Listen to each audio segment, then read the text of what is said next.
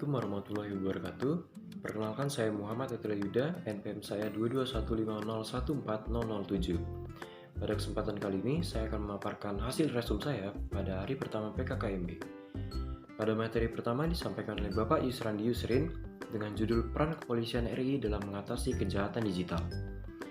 Bapak Yusrandi memaparkan banyak hal yang salah satunya adalah pengertian Undang-Undang ITE, lalu adalah contoh pelanggaran hukum di dunia maya dan kasus terbanyak pada tahun ini, serta yang tidak kalah penting adalah tips dan trik agar terhindar dari jeratan hukum ITE nomor 11 tahun 2008. Lalu, materi kedua dilanjutkan oleh Ibu Herawati, di mana judulnya adalah Pengembangan Karakter Mahasiswa Intelektual Anti Kekerasan dan Bullying. Ibu Herawati memaparkan di antaranya yaitu apa itu bullying, di mana terjadinya bullying, dan apa pengertian generasi muda dan bagaimana tanggung jawabnya. Dan Bu Herawati juga memaparkan yang lain diantaranya sebagai berikut. Lalu materi terakhir diisi oleh Kiai Haji Said Akil Siroj, di mana judulnya adalah Pengembangan Karakter Mahasiswa dalam Agama. Kiai Haji Akil Siroj memaparkan banyak hal, yaitu diantaranya sejarah khilafah dan memberi juga wejangan untuk kita agar dapat menata masyarakat yang religius nasionalis dan nasionalis religius. Pada hari kedua PKKMB, materi pertama disampaikan oleh Wakil Rektor Bidang Akademik yaitu Profesor Dr. Heriandi, di mana beliau menyampaikan soal Merdeka Belajar dan Kampus Merdeka. Beberapa hal yang beliau sampaikan yaitu visi Indonesia di 2045 dan pilar untuk mewujudkannya, industri 4.0 dan tantangannya, serta seputar Merdeka Belajar Kampus Merdeka.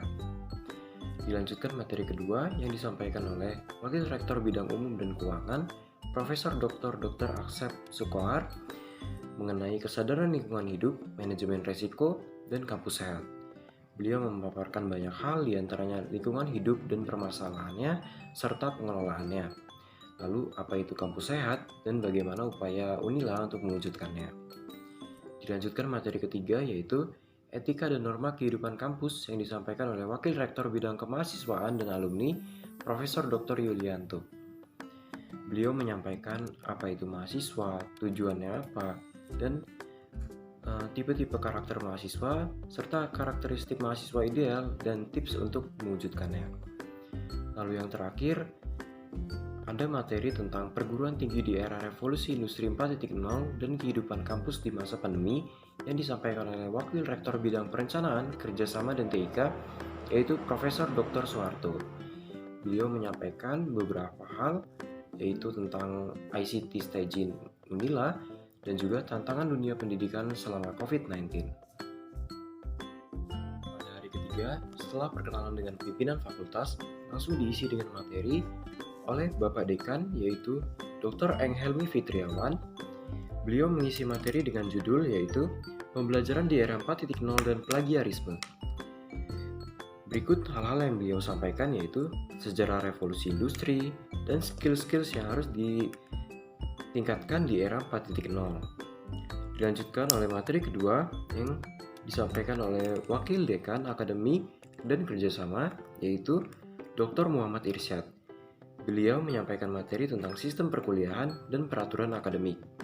Di antaranya isinya adalah jumlah SKS lulusan dan masa studi serta nilai akhir. Dan terdapat juga materi yang lain.